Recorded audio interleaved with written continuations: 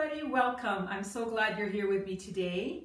Today I'm going to be working on a 16 by 16 inch canvas. So not very big, but I decided I'm going to do a pull, so string pull, and I want to do some feathers. And I got some great colors and I think it's going to turn out really, really nice, but you never know. So let's go see what happens. Okay, so I've mixed up my black and hopefully it's thin enough, and I'm going to be covering the 16 by 16 canvas right here and starting the feather pull for the string pull for my feather. Here we go. Just gonna blow it out. Okay, and so the colors that I'm using are gold, copper, and white on this black background, and I'm just dipping the string now.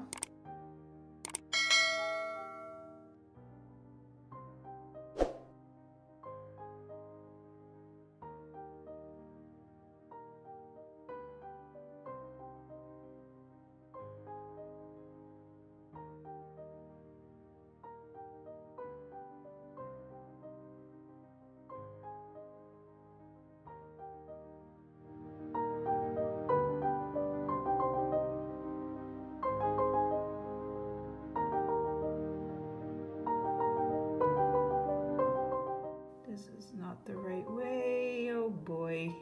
I did it wrong. It's a nice pattern though.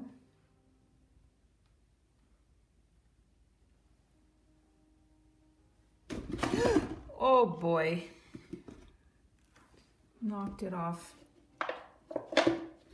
Oh my goodness. All right, no big deal. All right, do this again this way.